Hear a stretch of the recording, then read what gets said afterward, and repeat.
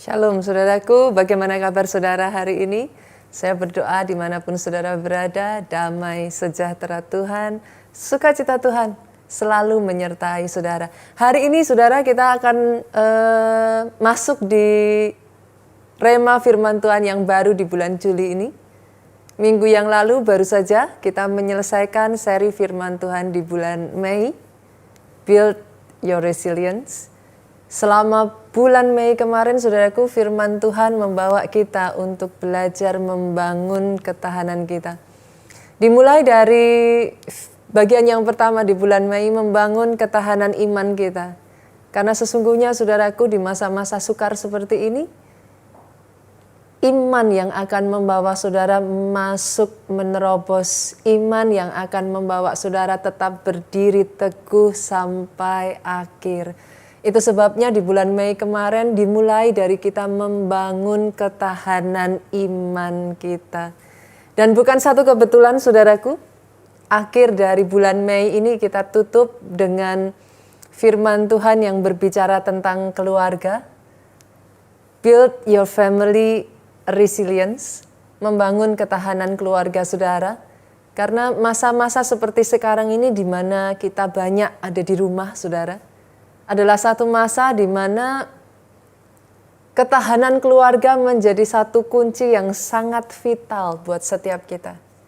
Itu sebabnya di bulan Juni ini kita berdoa saudaraku, kita mencari apa yang Tuhan mau untuk setiap kita.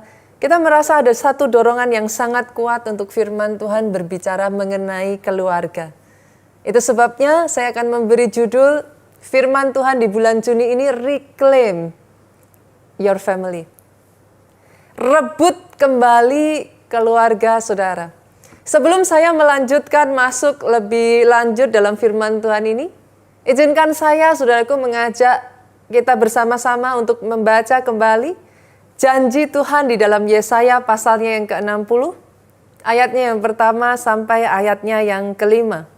Saya percaya semua dari kita masih ingat ini adalah rema firman Tuhan yang diberikan untuk gereja kita di awal tahun ini. Saya berdoa saudara tidak melupakannya. Saya berdoa saudara tidak melepaskan janji Tuhan ini. Karena sejujurnya saudara, banyak di antara kita ini sudah mendengarkan Yesaya 60 ini berkali-kali. Mungkin belasan tahun yang lalu saya sudah pernah mendengarkan firman Tuhan, hamba Tuhan berbicara mengenai Yesaya 60 ayat pertama sampai ayat yang kelima ini. Tetapi sejujurnya, kalau saya boleh mengatakan kepada saudara, justru hari-hari ini, saya percaya adalah penggenapan dari Yesaya 60. Hari-hari ini Yesaya 60 sedang satu demi satu digenapi atas gereja kita, saudaraku. Itu sebabnya sama-sama saudara, dimanapun saudara beribadah saat ini, bersama yuk dengan saya. Kita bergantian, bantu saya untuk membaca Yesaya 60 ini. Saya bacakan ayatnya yang pertama, saudara ayat yang kedua, kita bergantian. Sampai ayat yang terakhir kelima, kita baca bersama-sama. Bangkitlah. Sekali lagi diingatkan untuk bangkitlah. Ini bukan saatnya untuk saudara terpuruk. Ini saatnya untuk engkau bangkit. Menjadi teranglah, pastor. Kondisi seperti ini, bagaimana saya bisa menjadi terang? Saudara, sejujurnya saya terharu dari kisah salah satu jemaat kita, saudaraku. Yang di masa-masa seperti ini, penghasilan yang dia dapatkan bekerja satu hari untuk makan satu hari. Tapi yang membuat saya terharu dari kisah ini bukan karena jemaat kita ini pun berjuang, saudaraku. Tetapi yang membuat saya lebih terharu adalah di tengah perjuangannya yang begitu rupa. Tahukah saudara, dia tidak pernah lupa menyisihkan uangnya untuk menjadi terang, menjadi berkat buat orang lain, saudara. Sebagian dari saudara mungkin berkata, pastor, kondisi ekonomi saya masih pas-pasan, pastor. Saya bukan siapa-siapa yang sampai bisa jadi terang seperti apa. Tidak peduli terang sekecil apapun, saudaraku, terang tetaplah terang. Saya mendengar kisah dari jemaat kita ini, saudaraku, setiap kali dia mendapatkan uangnya satu hari itu, Dia sisihkan saudaraku. Dia ambil sebagian. Dia pakai untuk memberi makan orang lain yang jauh lebih membutuhkan daripada dia. Itu adalah satu kisah yang menyentuh hati saya saudaraku. Satu kisah lagi muncul dari adik saya sendiri saudara. Di mana justru di tengah pandemi ini saudaraku, adik saya juga mengalami goncangan hantaman ekonomi. Sampai-sampai restorannya pun juga harus tutup saudara. Karena keterbatasan semuanya yang ada saudaraku. Tapi rupa-rupanya di dalam keadaan yang seperti itu tidak menjadi halangan untuk adik saya ini, saudaraku. Dia katakan, dia bercerita kepada saya, Ci, saya kepengen untuk jadi berkat. Rupa-rupanya ada salah satu temannya, saudaraku, yang di masa ini kehilangan pekerjaannya, saudara. Dia bawa di dalam doa, dia katakan kepada Tuhan, Tuhan berkati usahaku ini, sehingga melalui usahaku ini, jadi usahanya itu adalah makanan, saudaraku, restoran. Nah, dia mengajak temannya ini untuk bersama-sama, mau enggak kamu yang mengantarkan makanannya ini. Dan tahukah saudara, ketika dia berdoa dan dia mulai berkata, dia bangkit dan dia berkata, Tuhan pakai aku jadi terang. Tahukah saudara, justru Tuhan berkati begitu lupa sampai tutup PO saudara. Enggak bisa lagi terima orderan karena sudah begitu banyaknya. Dari situlah adik saya melihat dan dia saksikan kepada saya, dia katakan, Ci, sungguh firman Tuhan itu ya dan amin. Ketika kita mau bangkit jadi terang, apa yang terjadi saudaraku? Terang Tuhan itu datang, kemuliaan Tuhan terbit atasmu. Itu yang digenapi dalam kehidupan adik saya. Doa saya saat ini, kalau masih ada di antara saudara yang ada di dalam keadaan yang terpuruk, ayo bangkit. Ayo bangun kembali, saudaraku. Karena sekalipun benar ayat yang kedua kita sama-sama baca, sebab sesungguhnya kegelapan menutupi bumi. Benar, saudara. Ini saat-saat di mana kegelapan itu menutupi bumi. Kekelaman menutupi bangsa-bangsa. Ada sebagian dari saudara, mungkin saudara merasa betapa lamanya. Sampai kapan pastor mau seperti ini? Tapi izinkan saya juga mengatakan ini, saudaraku. Sepanjang Yesaya 60 ini, saya bersyukur. Firman Tuhan berbicara tentang kegelapan ini hanya di ayat 2, saudara. Sangat kecil. Sangat sedikit porsinya. Doa saya ada orang-orang di tempat ini buat keluarga Allah. Doa saya, saudaraku. Fokusmu enggak salah pada gelapnya. Fokusmu bukan terus-menerus melihat gelapnya. Tapi doa saya, fokus saudara, terang Tuhan terbit atasmu. Di dalam nama Yesus, terima itu jadi atas kehidupanmu saudaraku.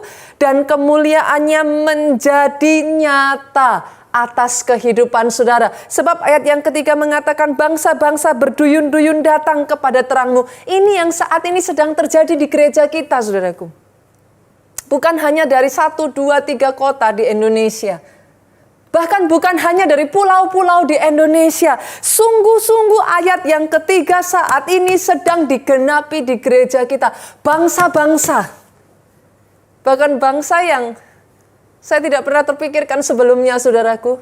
Tapi bangsa-bangsa mereka berduyun-duyun datang kepada terang itu. Raja-raja kepada cahaya yang terbit bagimu. Dan di masa yang seperti ini, saudaraku, Yesaya 60 ayat yang keempat mengingatkan sekali lagi kepada kita, angkatlah mukamu, jangan terus tertunduk lesu, jangan terus terpuruk lesu, saudaraku, angkat wajahmu. Kenapa, saudara? Lihat, ketika saudara mulai bisa melihat apa yang terjadi, anak laki-lakimu datang dari jauh. Anak-anakmu perempuan digendong. Garis bawahi ayat tadi saudaraku, anak-anak laki-lakimu datang dari jauh. Anak-anakmu perempuan digendong, ayat yang kelima, pada waktu itu engkau akan heran melihat dan berseri-seri. Engkau akan tercengang dan akan berbesar hati, sebab kelimpahan dari seberang laut akan beralih kepadamu dan kekayaan bangsa-bangsa akan datang kepadamu. Sekali lagi doa saya, jangan lepaskan janji firman Tuhan, saudaraku. Doa saya, pegang kencang-kencang apa yang jadi rema atas kehidupan saudara. Tidak peduli apa yang saat ini sedang terjadi di dalam kehidupan saudara. Saya berdoa hari ini ada orang-orang yang imannya kembali dibangkitkan. Rohnya kembali dikobarkan. Janji firman ini untuk saudara. Dan saya terima dengan iman, katakan dengan suaramu yang paling keras, amin, amin, amin, saudaraku. Tapi bukan itu yang ingin saya sampaikan, saudara. Saya itu bersuka cita, saudaraku. Janji firman ini di ayat yang keempat tadi secara khusus, saudaraku. Dengan jelas di sana dikatakan anak-anakmu laki-laki datang dari jauh. Saya harus katakan ini, saudara. Tuhan peduli terhadap keluargamu. He cares about your family. Bagi Tuhan, keluarga itu penting, saudara. In fact, saudara. Keluarga adalah institusi pertama yang dibentuk oleh Tuhan sendiri. Janji firman ini berkata, anak-anakmu laki-laki datang dari jauh. Datang dari jauh bisa berbicara tentang jarak yang mungkin memang jauh, saudara. Ada sebagian dari saudara mungkin tanpa saudara sadari, jarak antara saudara dengan keluargamu sudah menjadi begitu jauh. Jarak ini tidak selalu berbicara tentang jarak secara fisik, saudara. Mungkin masih satu rumah, tidur satu kamar, saudara.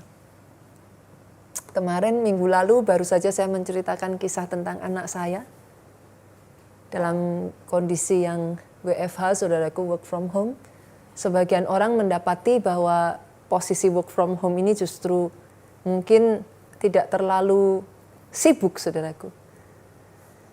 Tapi berbeda dengan saya, kadangkala saudaraku work from home ini membuat saya tidak menyadari ya, saudaraku, jam kerja. Kadang bangun pagi sampai malam menjelang tidur, saudaraku, masih terus berkutat dengan pekerjaan.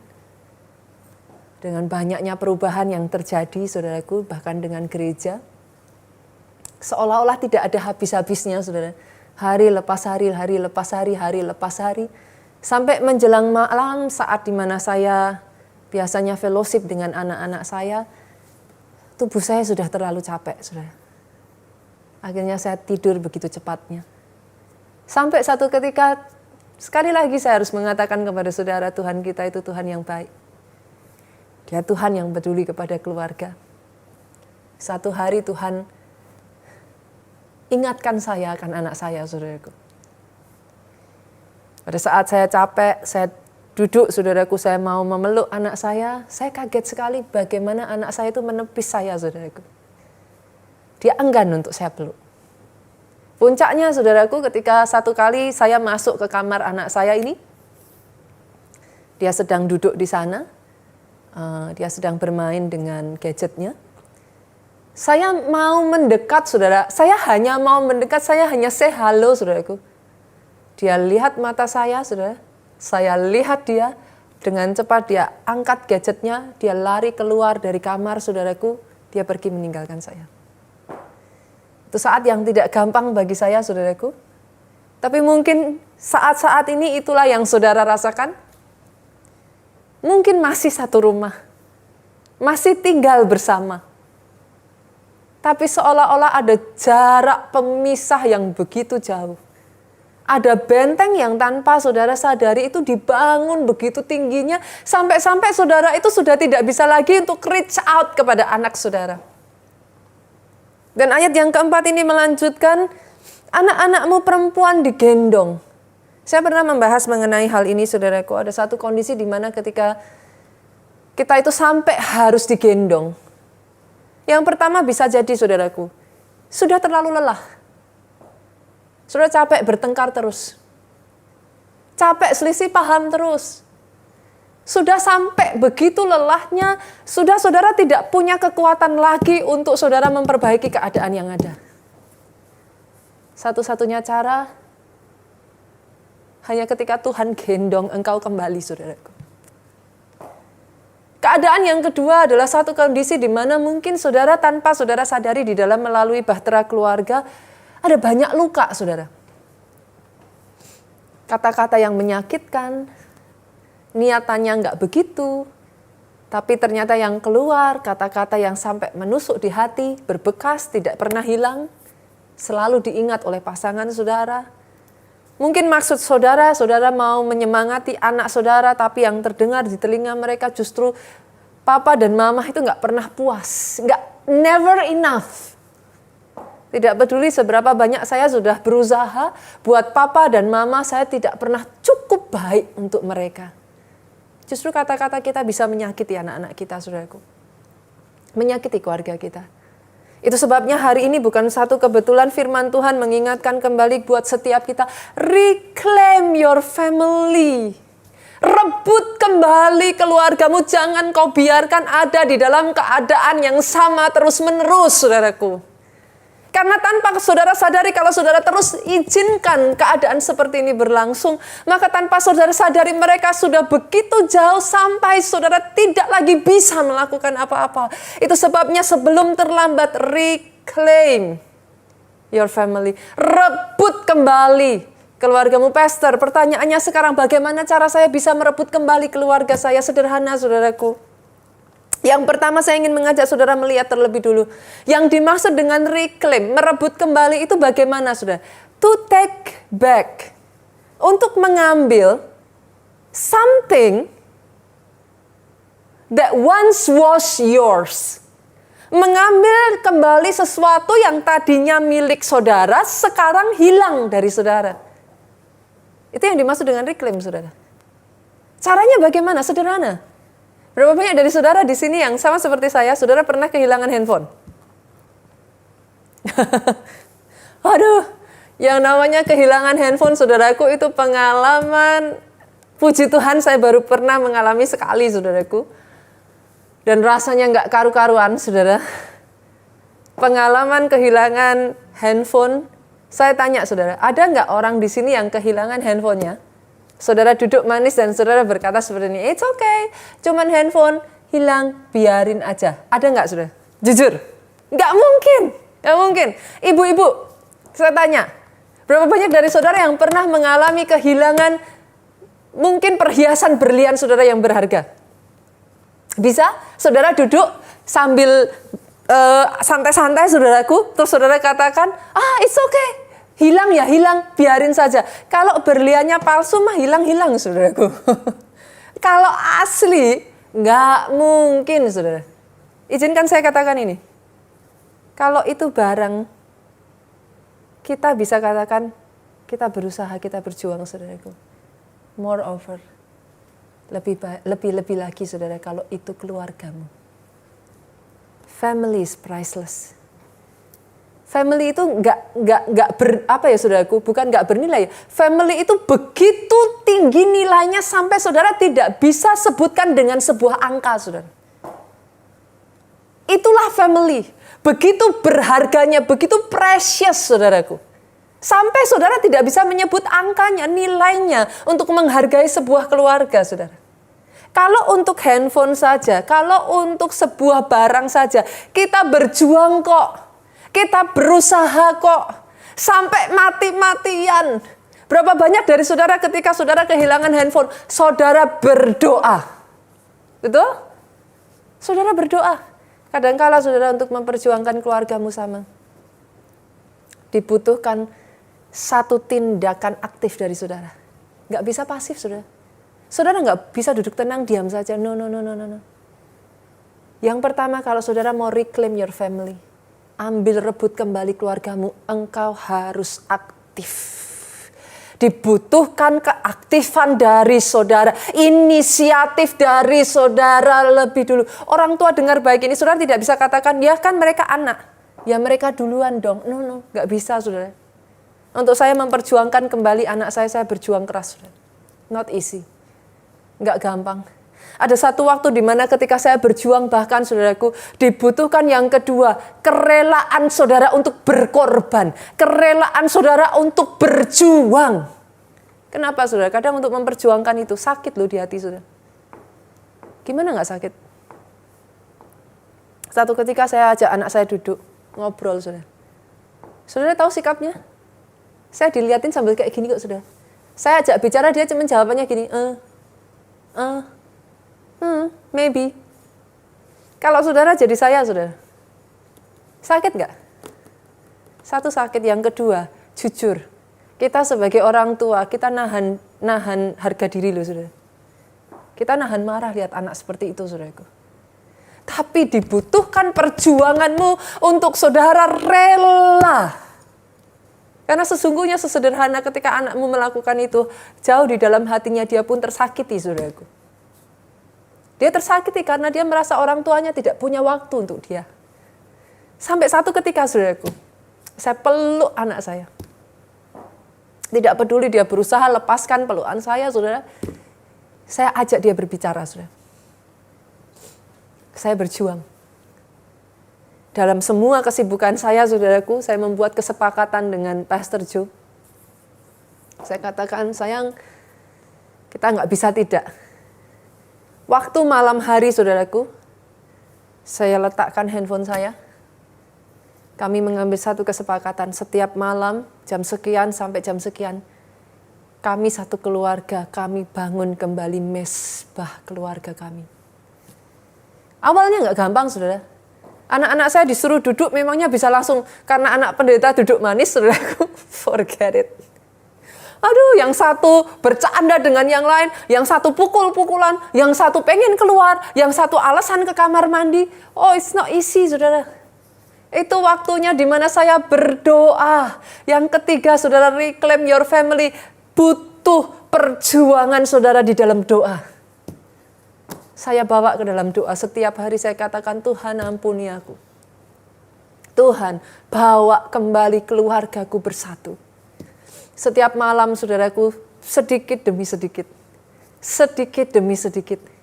Tapi kami terus konsisten. Yang keempat, kita tidak menyerah, konsisten terus kita berjuang saudaraku. Itu sebabnya hari ini saudara, saya ingin mengatakan kepada setiap saudara. Ini saatnya. Saya tantang setiap saudara di tempat ini. Bangkit. Jadi pahlawan untuk keluargamu. Oh ya, saya tantang saudara. Pahlawan bukan hanya di luar sana saudaraku. Jangan hanya jadi pahlawan di tempat pekerjaanmu. Jangan hanya jadi pahlawan di tempat pelayanan. Jangan juga hanya jadi pahlawan di luar sana. Tapi ini saatnya Tuhan juga menantang setiap kita. Jadi pahlawan yang berdiri untuk keluarga saudara. Kisahnya dimulai dari seorang wanita, saudaraku. Saya akan mengajak saudara melihat dari sebuah kisah seorang pelacur, saudara. Wow. Tidak terduga ya.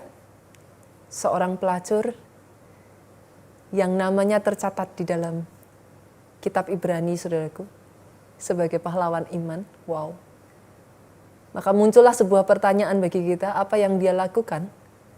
Sampai-sampai namanya dicatat dalam barisan orang-orang hebat, saudara. Namanya adalah Rahab. Kita buka di dalam Ibrani pasalnya yang ke-11. Ibrani 11 ayatnya yang ke-31, saudaraku. Karena iman, maka Rahab, perempuan sundal itu, tidak turut binasa bersama-sama dengan orang-orang durhaka. Karena ia telah menyambut pengintai-pengintai itu dengan baik. Perhatikan ke depan sebentar, saudara.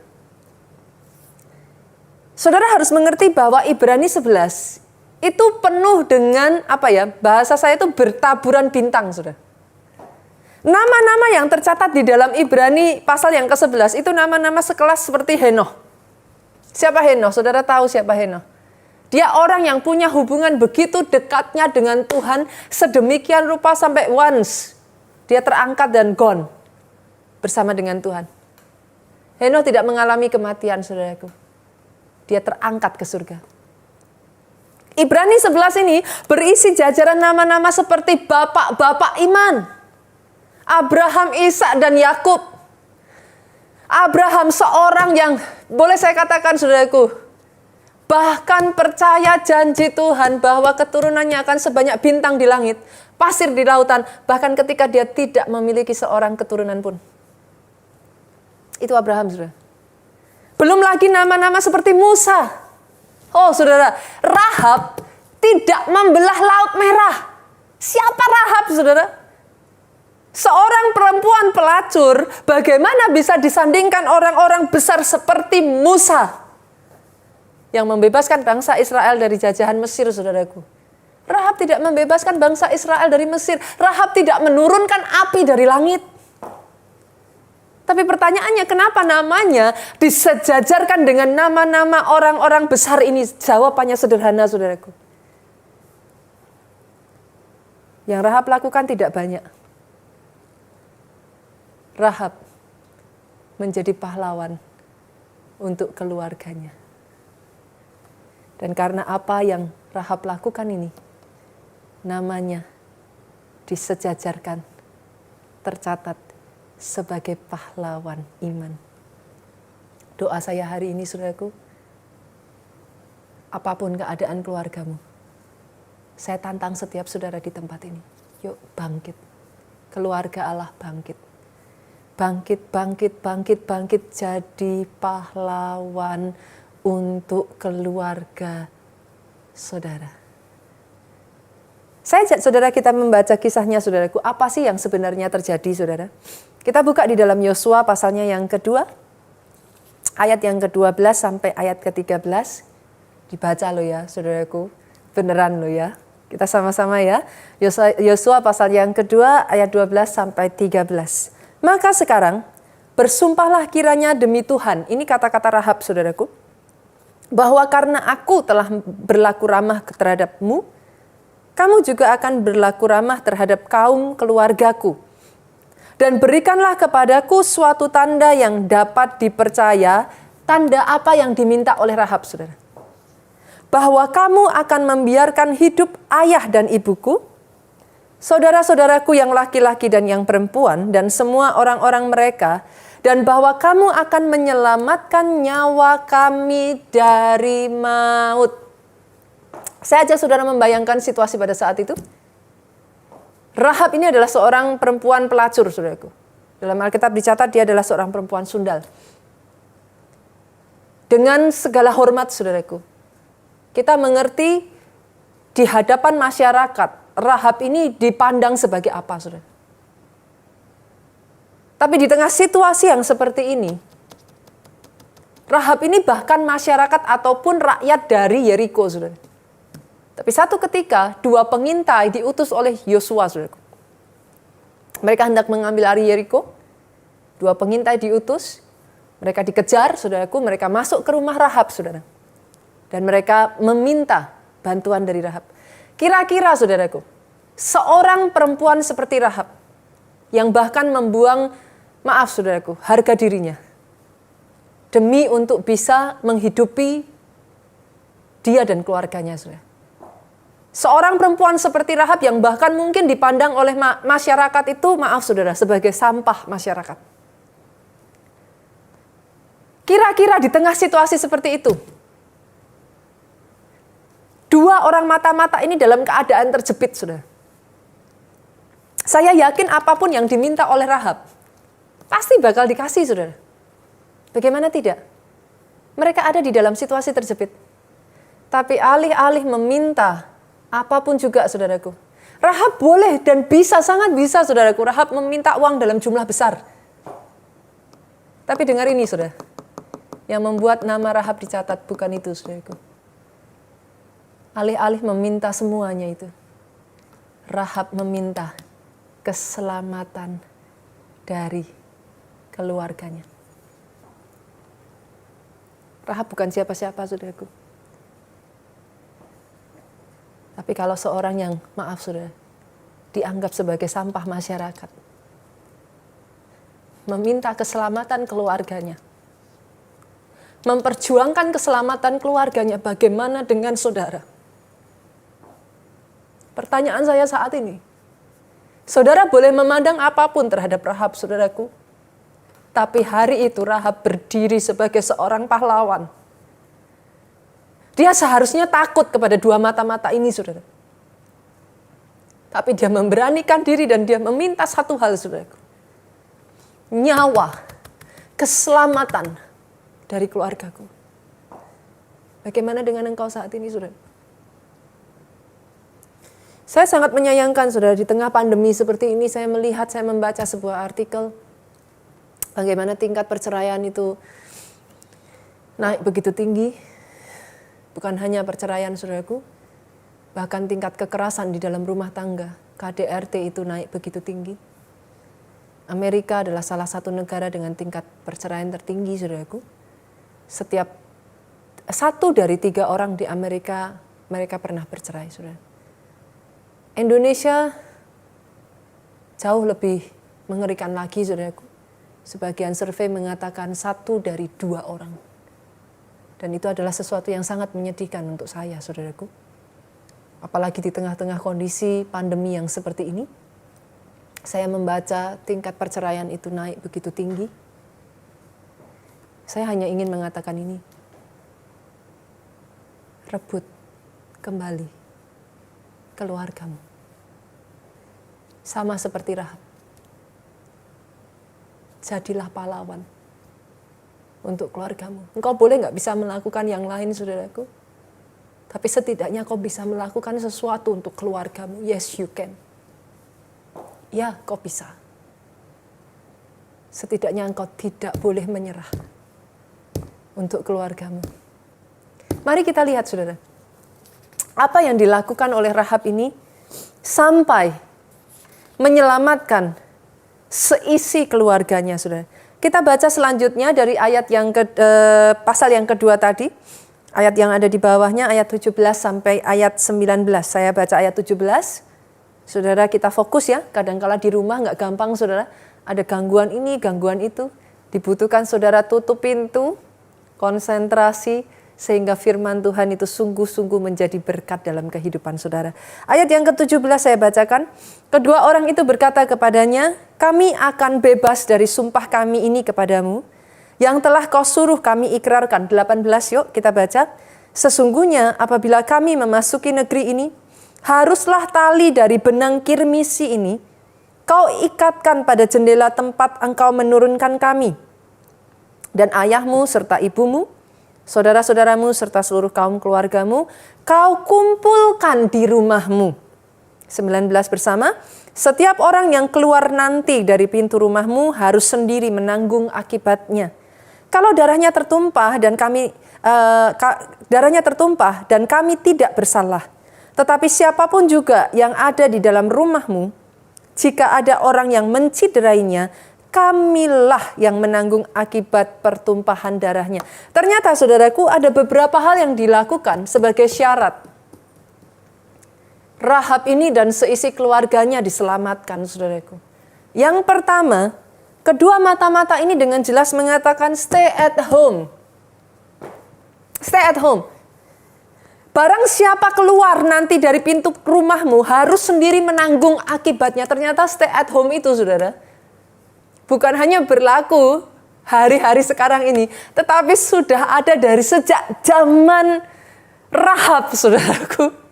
Tapi yang dimaksud stay at home di sini, stay at home yang seperti apa, saudara?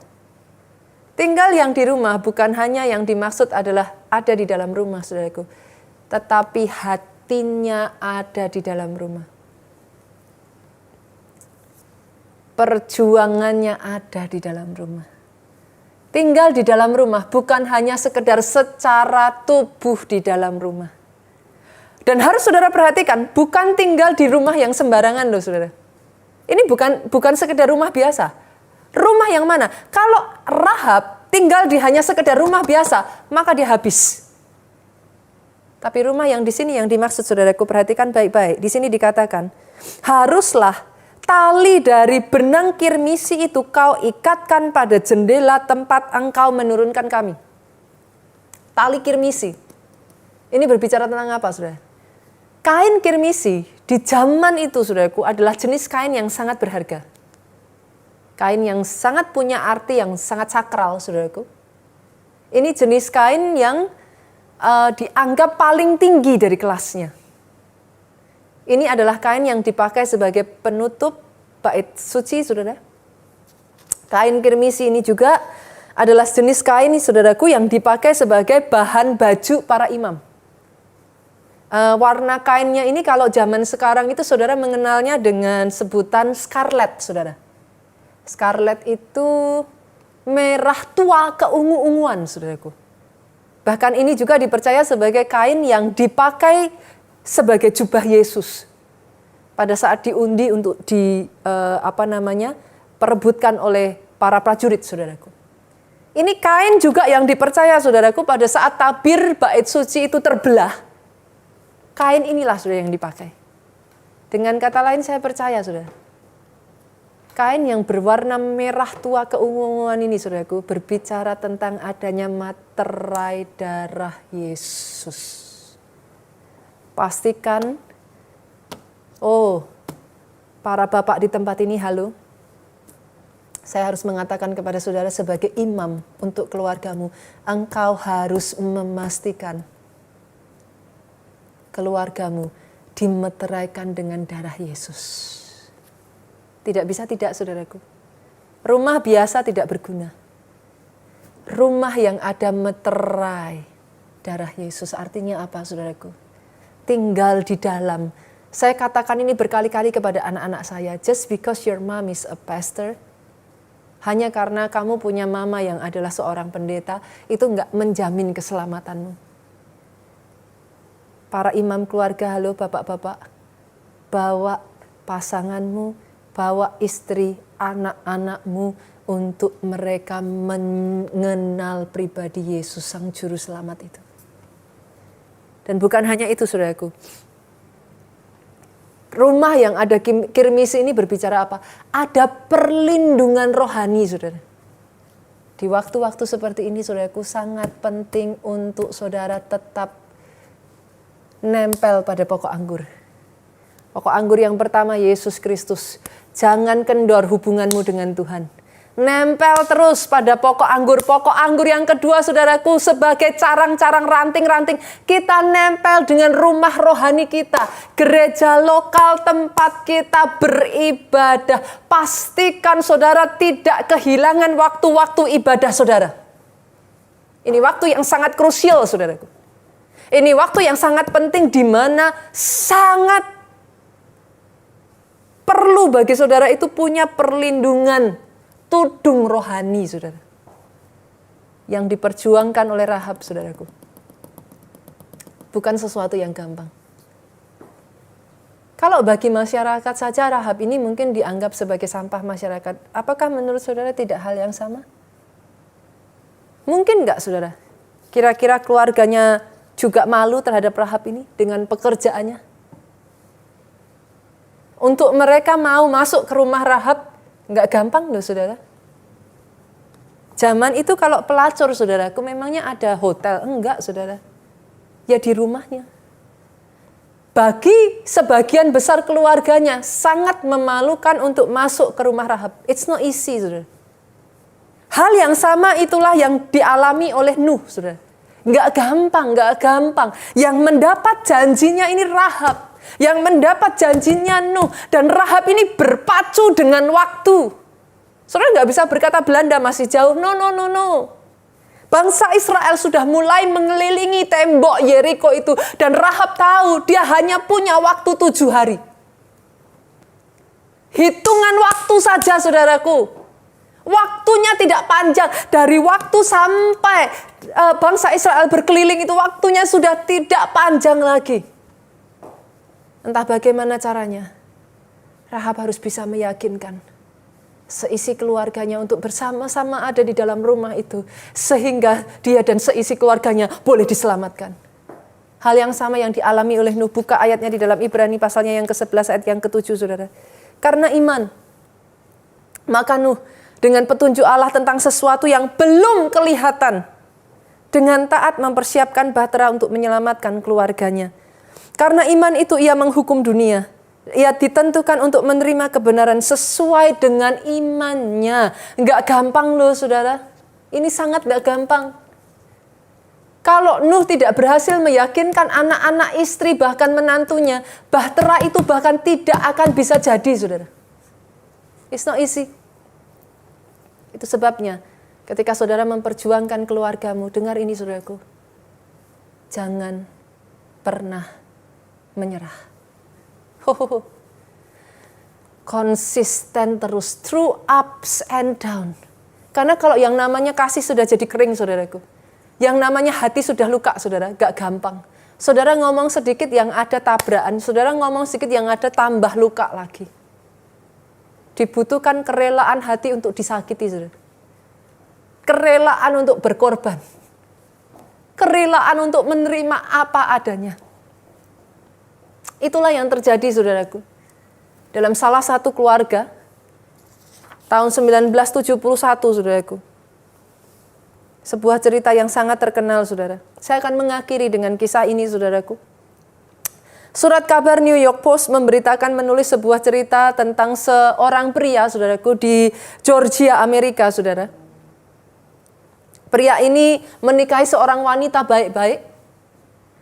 Wanita yang cantik, wanita yang halus budinya, saudaraku. Tapi disayangkan pria ini tidak bisa menghargai istrinya. Yang ada justru dia sering sekali berjudi, dia sering mabuk-mabukan, saudaraku. Bahkan sampai puncaknya, saudaraku, dia main tangan, dia pukul istrinya, dia pukul anaknya, dia sakiti keluarganya. Tidak berhenti sampai di situ, saudaraku. Satu ketika pria ini berpikiran dia ingin meninggalkan keluarganya, saudara. Dan benar, akhirnya dia pergi, saudaraku. Bukannya pergi baik-baik, dia pergi dengan mencuri tabungan satu-satunya istrinya. Kalau saudara jadi keluarganya, saudara jadi istri, saudara jadi anak-anaknya.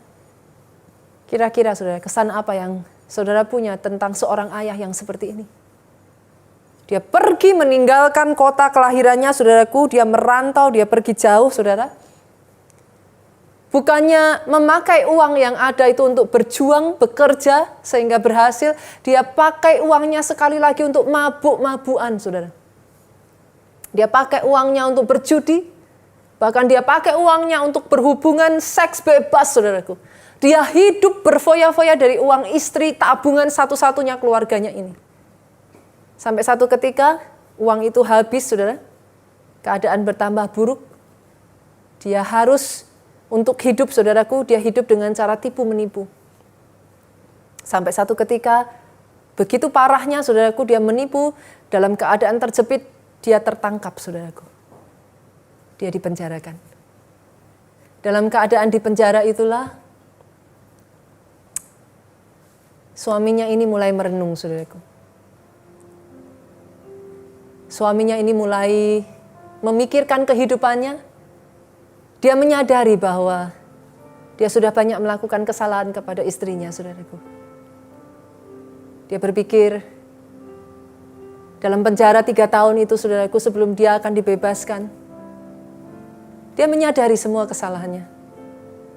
Dia ingat akan anaknya, dia ingat akan istrinya, dan dia ingin kembali kepada mereka. Tapi apa daya, saudaraku, dia tidak berani untuk kembali.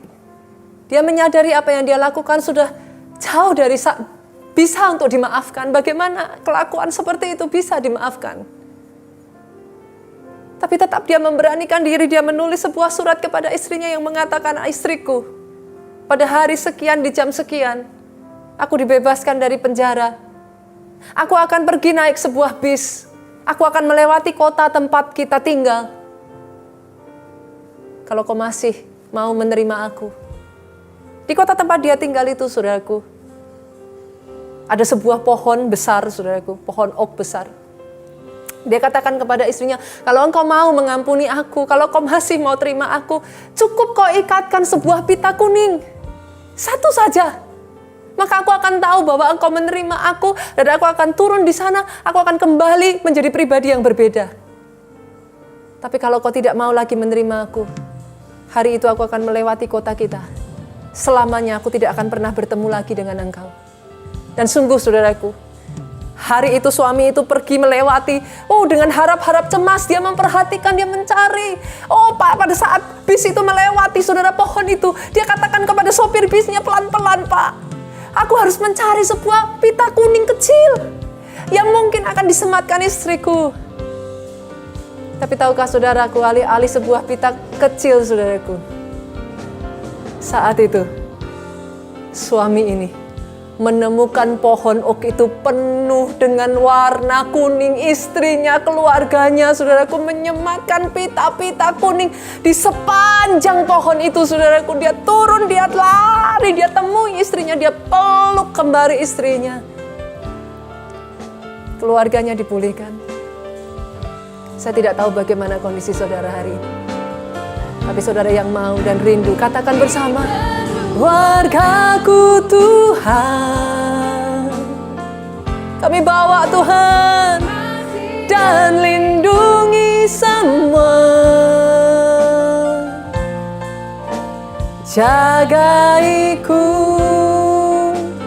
dan seisi rumahku. Oh, dimanapun saudaraku beribadah, yuk angkat tanganmu, katakan, hidupku Tuhan, ku mau setia melayanimu, ku bahagia jadi keluarga Allah.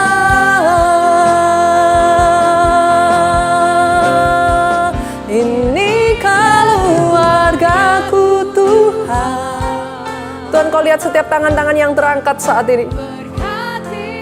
Kau lihat setiap hati yang rindu datang kepada Engkau. Kau lihat setiap air mata yang tercurah saat ini, Tuhan. Oh, tangannya bukan ada untuk menghakimi Engkau, saudaraku. Tangannya bukan ada untuk menunjukkan telunjuknya kepada Engkau. Tangannya ada untuk memeluk Engkau kembali. Ini komitmen kami sebagai keluarga Allah, Tuhan. Ku mau setia melayanimu. Bersama yuk saudara katakan, ku bahagia jadi keluarga Allah.